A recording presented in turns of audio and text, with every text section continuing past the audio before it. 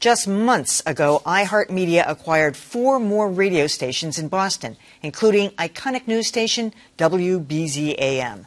The company is on the verge of filing for bankruptcy now. No one knows what will happen, but by anyone's guess, it can't be good for listeners or those who work at the affected stations. How much do we love iHeartRadio? iHeart is a broadcasting behemoth with over 850 stations nationwide, including 10 here in Boston, from KISS 108 to WZLX to WBZ and RKO. And iHeart has used that tremendous reach to generate impressive profits, says CEO Bob Pittman. We've had 17 straight quarters of year-over-year revenue growth. So the business itself is in great shape. There's a lot of leverage on it. But that leverage, or billions in debt, has finally caught up with iHeart, and speculation is rife that iHeart is broke.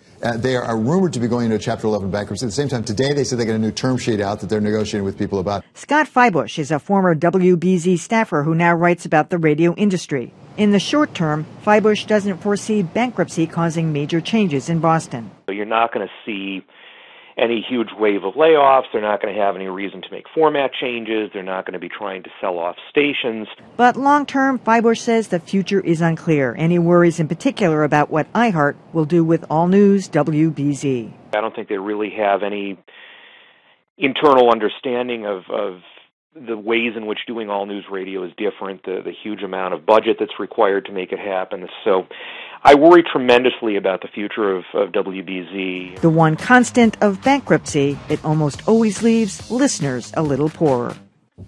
The one really aggravating point of this is that they have known for months, well before they purchased WBZ and did this shake-up situation, that their finances were in trouble. John Malone of Liberty Media, who was one of the first guys into cable and now has a radio empire himself, had been trying to renegotiate the structure of iHeart with them, and I guess that fell through, and now they've missed these major payments, so it looks like could even be today that they go into bankruptcy. But they had to have known, so they're throwing all these people and all these outfits and all these radio stations into chaos. It's right, and for people who may not be familiar with the iHeartRadio brand, this is the company formerly known as Clear Channel, which gained a reputation over a long period of time for, efficiencies would be the polite way to put it. Another way would be to say that you have radio stations in a large area of the country that are all run from the same office, for example, taking DJs out of local stations and moving them elsewhere. It's not a company that you think of as one that owns news stations. WBZ is not the first news station they own, but they are traditionally aimed towards getting as much scale as possible and running things as cheaply as possible. And I do wonder, as Feibusch said, I wonder if WBZ is going to fit into that plan.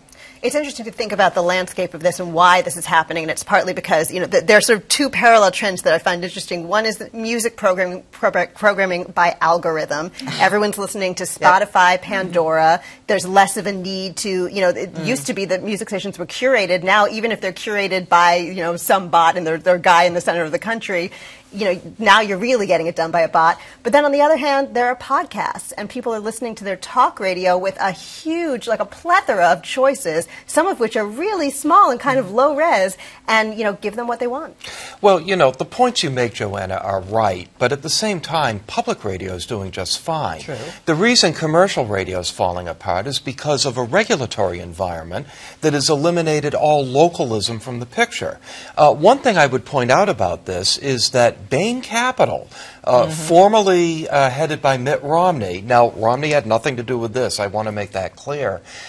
They pulled a takeover deal that left iHeart with $15 to $20 billion worth of debt, and that's what they're dealing with now. And I also want to point out that WBZ has been very local.